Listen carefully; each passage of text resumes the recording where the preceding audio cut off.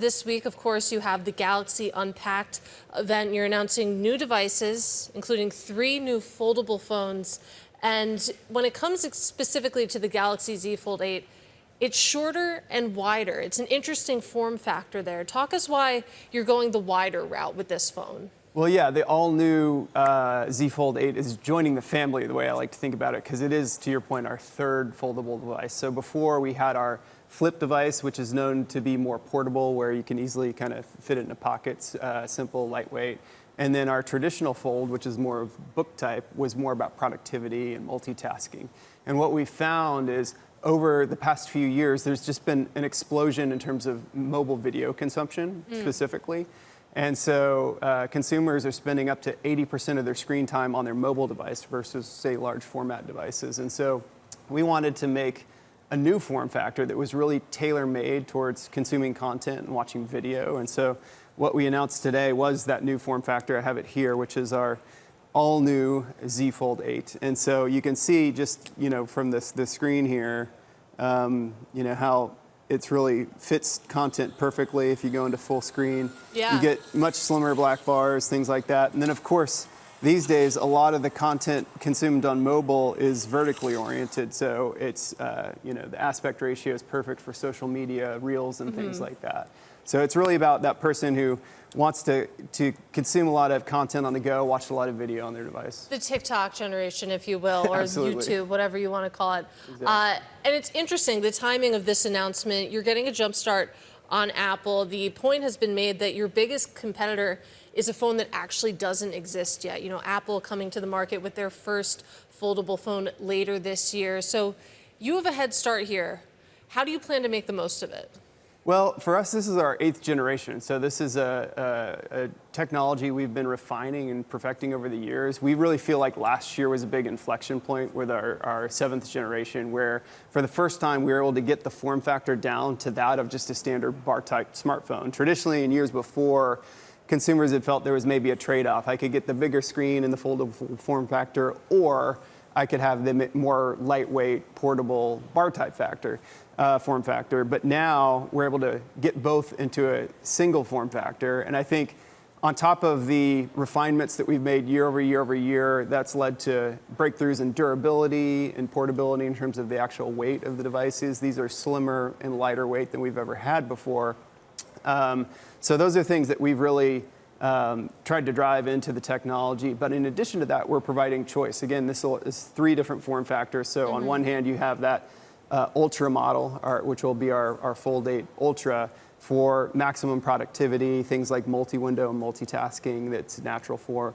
The one I just showed you, our Z Fold 8, will be really around content consumption and perfect for gaming and watching video. And then Flip is more of that portability form factor. So we really feel like we're leading the way in terms of the innovations that have driven us to this point. And then we're able to also offer consumers choice as to what form factor is going to fit their lifestyle best. Let's talk about pricing a little bit, because my understanding of the Z Fold 8, we're looking around $1,900.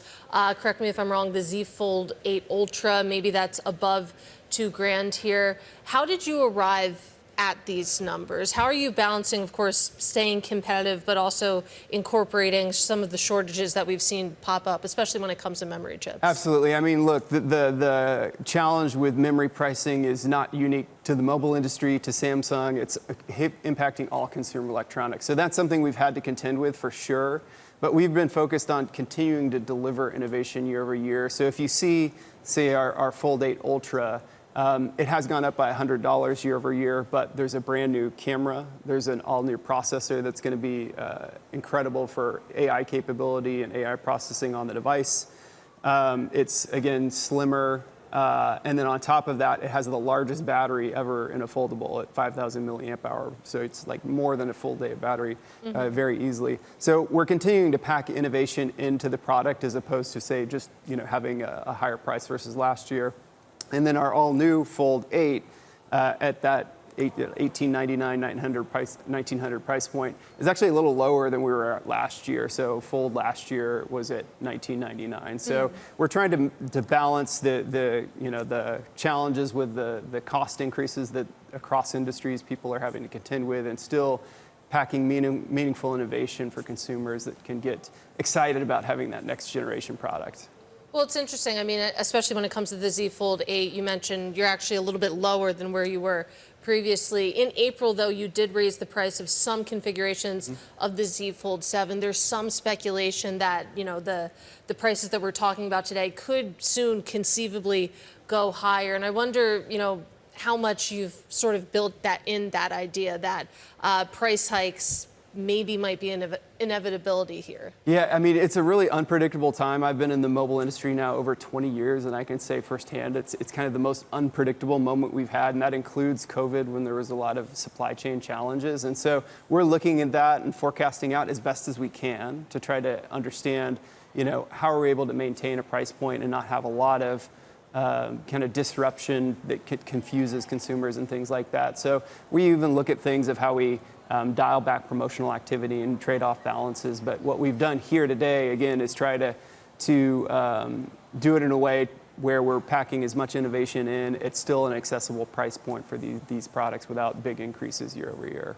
And Drew, before I let you go, I'd love to just talk about, why we might be seeing this sort of back to the future moment. We're going back to foldable phones in general, and again, that shorter and wider design, it's sort of reminiscent of ghosts of foldable phones past. I wonder, what it says about this moment in time that you do see this return to this sort of phone shape.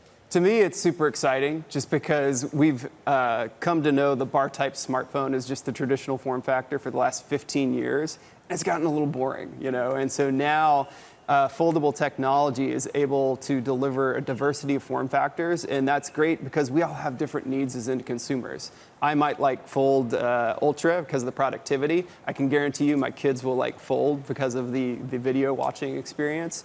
And then, my wife might like Flip for the portability reasons of it. And so what we're able to now offer is a diversity of form factors that dial into different consumers' needs. And I see that really only growing in the future. I think we're kind of hopefully getting to that point of a post-bar type smartphone world where we have a lot more exciting design innovation than we've had.